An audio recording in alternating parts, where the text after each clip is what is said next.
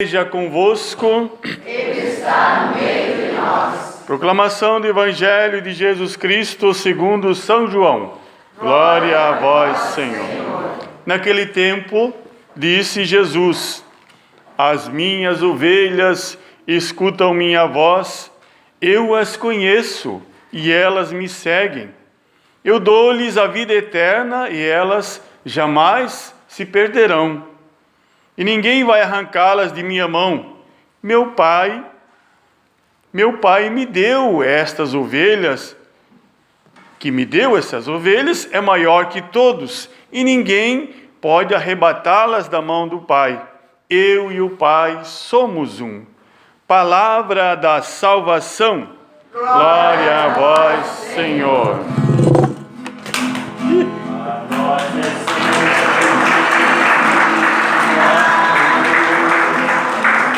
A nós descei divina luz, em nossas almas acendei o amor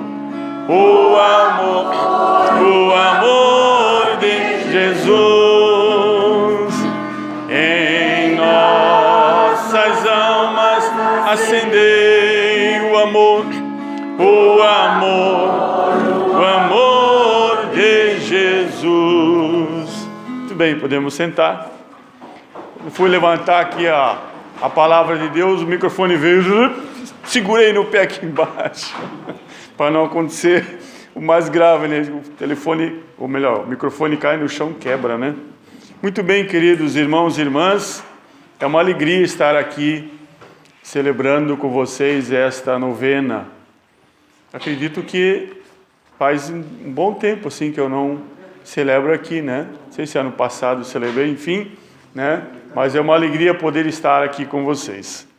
A primeira leitura, São Paulo e Barnabé, eles estão naquela região de Antioquia, Pisídia, né? Estão naquela região e lá eles acabam entrando em contato com um grande povo que está sedento de Deus, mas ali também muitos judeus, né?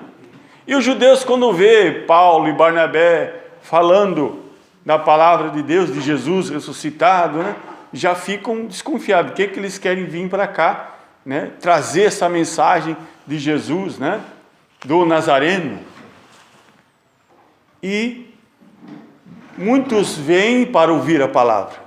E diz a leitura aqui que uma multidão de pagãos, né, veio para ouvir, com sede de Deus.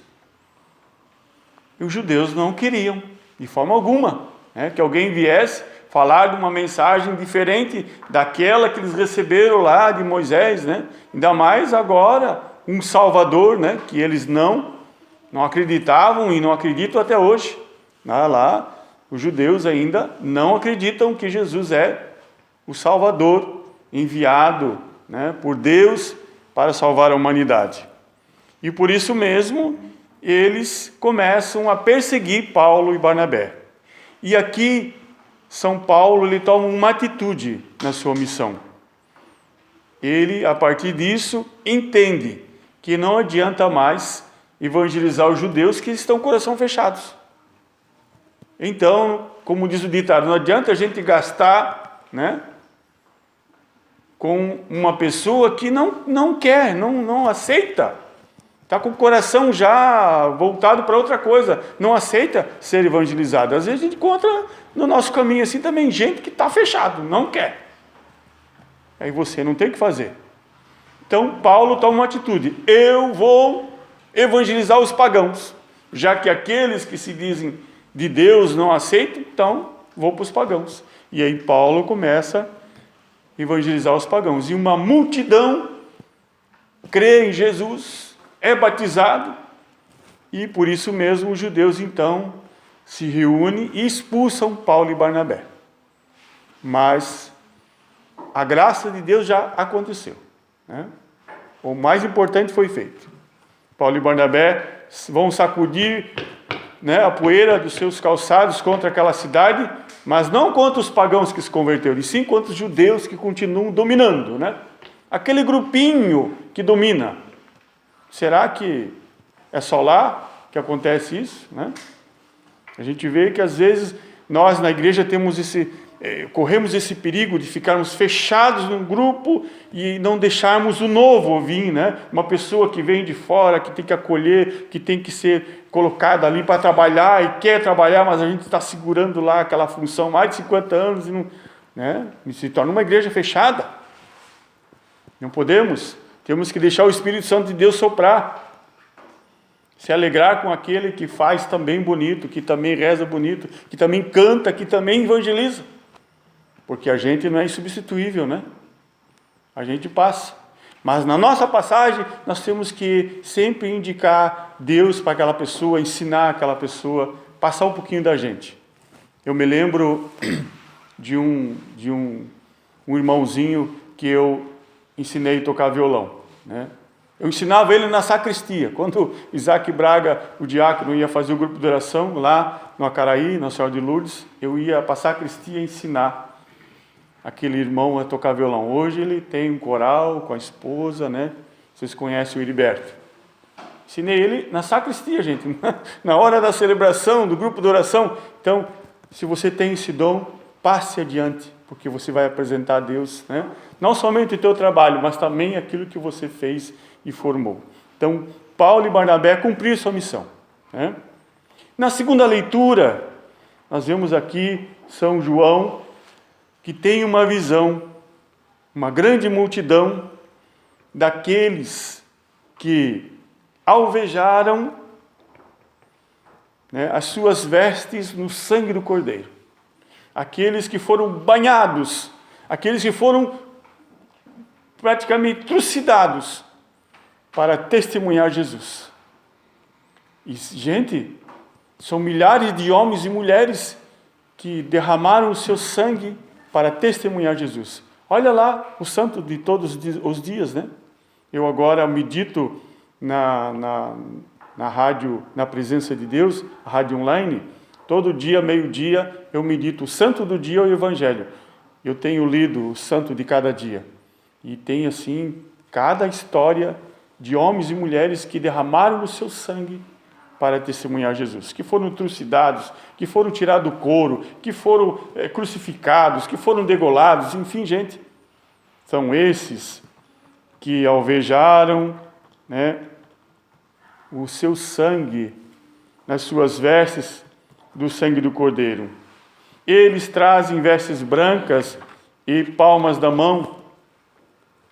Esses vieram da grande tribulação, passaram pela purificação. Dos apóstolos, quase todos foram martirizados, menos São João. Por que São João não foi martirizado? A gente fica perguntando. Foi o último apóstolo a morrer. Cleto já era o segundo papa e São João ainda estava vivo, né? Cleto, São Pedro, o primeiro papa, Cleto, o segundo papa. Era para ser São João, porque estava vivo. Mas por que São João não foi martirizado? Por que ele estava vivo ainda? Porque São João recebeu uma missão. Aos pés da cruz, Jesus olha para João, João, olha aí a sua mãe, leva para casa. Leva a igreja para casa, porque Nossa Senhora é a presença da igreja. É ela que fica de pé o tempo inteiro. No Sábado Santo, né, que nós estamos ali tristes com a morte de Jesus, da Sexta-feira Santa, Nossa Senhora está de pé, ela não desanima. É a presença da igreja. São João teve essa missão. Por isso ele não foi martirizado, porque ele cuidou da mãe, cuidou da igreja até o último instante, né? Então, nessa passagem nós vemos aqui aqueles que deram a vida, que testemunharam até a morte e derramaram o seu sangue.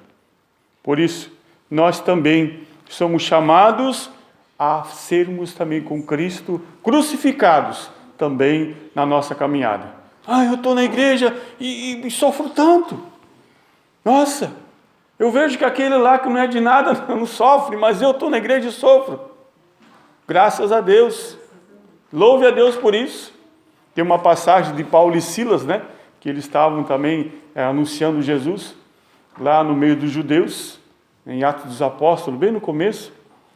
E os judeus pegam eles e dão uma surra, né? Jogam num calabouço e ficam os dois lá presos lá embaixo. E com as costas todas lanhadas, né? E jogaram sal ainda, ardia que só. E eles começaram a louvar: Senhor, nós te louvamos, bendizemos, porque fomos dignos de apanhar em teu nome. Aí os guardas diziam: vê, agora estão loucos, estão berrando lá embaixo, apanhar e estão cantando, né? A gente, qualquer coisinha que alguém fala para a gente que, né, que nos ofende, nós já saímos, já vem, que eu, né? Olha lá, eles deram a vida e em nome de Jesus louvaram mesmo na perseguição. Que nós sejamos assim também, né? Peçamos a Deus essa graça, né? Então, meus irmãos, o Evangelho, para fechar, né? Para mim não alongar muito aqui a pregação, esse diácono fala demais, está falando mais que um padre. O Evangelho fala do bom pastor, que cuida das ovelhas, né? As minhas ovelhas escutam minha voz, eu as conheço e elas me seguem. Escutar a voz do pastor, né? Seguir o bom pastor. Ninguém vai arrancá-las de minha mão, porque nós somos do Senhor. Fomos batizados, pertencemos a Cristo, somos cristãos. Escutam a minha voz. Deus tem cuidado de nós. Ele se preocupa conosco, sofre conosco quando a gente está doente, se alegra conosco quando a gente está alegre. É um Deus que está em nós, caminha conosco, não é um Deus ausente. Por isso, meus irmãos, nós somos ovelhas e devemos seguir o bom pastor. Aqui nós vemos que Jesus não só foi pastor, ele também foi cordeiro. Antes de ser pastor, ele foi cordeiro. Ele foi também, por nós, colocado sobre o madeiro. Ele foi levado ao Calvário, crucificado por nós. E nós vamos verificar isso em toda a Santa Missa, quando o sacerdote, ele está ali com o pão, que vai se tornar o corpo de Cristo, com o vinho, que vai se tornar o sangue de Cristo. A cada Santa Missa acontece novamente o sacrifício de Cristo, dizendo: eu sou o Cordeiro que dou a vida por vós, para a vossa salvação. Não sou somente o pastor, mas dou a vida também. E eu vejo na Quinta-feira Santa, eu sempre digo isso, quando Jesus, ele vai fazer a última atitude de pastor para com os seus apóstolos. Ele termina a ceia, consagra o pão, o vinho e disse: esse é meu corpo, esse é meu sangue. E depois disso ele pega uma bacia com água e vai lavar os pés de todos eles, dizer: façam o mesmo, se humilhem na presença de Deus. Se for preciso para você levar a tua família para Deus, né? A tua casa para Deus, te humilha pela salvação dos teus, né? Porque você é o pastor da sua casa. Só eu venho para a igreja, mas ninguém. É você que o Senhor escolheu para ser pilar, para trazer a tua família para Deus. Senhor, eu não quero me apresentar sozinho diante de Ti, eu quero apresentar o meu pai, minha mãe e os meus filhos, porque eu lutei por isso, eu não deixei de falar de Ti. Vamos à missa, vamos à celebração. Insista, reze, como Santa Mônica, que rezou 30 anos pela conversão de Santo Agostinho, né? 30 anos, gente, não é 30 dias. E Santo Agostinho se tornou um santo da igreja, um homem escolhido por Deus. Então, o pastor é aquele que cuida da ovelha. Tem uma outra passagem, para encerrar, que Jesus fala numa parábola, né? Das 100 ovelhas. Né? O pastor tinha 100 ovelhas, mas uma se perdeu. Ele deixou as 99 e foi buscar aquela que se perdeu. Porque todos são importantes, todos precisam encontrar esse pastor que cuida, que zela, né? E a ovelha, ela é muito frágil, né? A gente olhar a ovelha, qualquer coisinha ela morre, né? Ela é muito frágil. Nós somos frágeis. Mas só que hoje nós vivemos uma realidade diferente. Hoje é 99 perdida e uma salva. Quem sabe a ovelha salva seja você. Mas lá na tua família, na tua casa, tem 99 para você trazer para Deus. Olha a nossa missão. É só o padre? É só o diácono? Não. Todos nós temos uma missão. Porque no batismo, gente, se a gente olhar lá o ritual do batismo, tem uma parte lá que vai falar da tríplice missão batismal. Somos, a partir do momento que somos batizados, nós fazemos parte do Cristo Rei, do Cristo Sacerdote e do Cristo Profeta. Somos parte disso também, pelo sacerdócio comum. Jesus, por meio do sacerdote, ele é rei na sua cátedra, na sua cadeira, ele é profeta aqui no ambão, e ele é sacerdote no altar. Então somos parte disso. A missão é de todos nós. Vamos se apresentar de mãos vazias? Não! Vamos dizer, olha, filho, filha, o pai, a mãe, fez de tudo, fez a minha parte. Depois que pega a sua maioridade, quiser seguir o caminho, mas a minha parte eu tenho que fazer.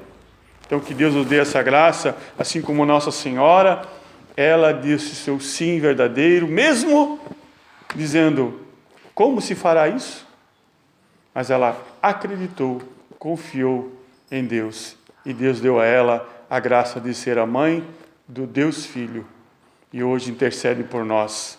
Que Nossa Senhora de Fátima, com o título que nos traz hoje, possa nos fazer também fiéis a Deus e pastores da nossa casa. Louvado seja o nosso Senhor Jesus Cristo.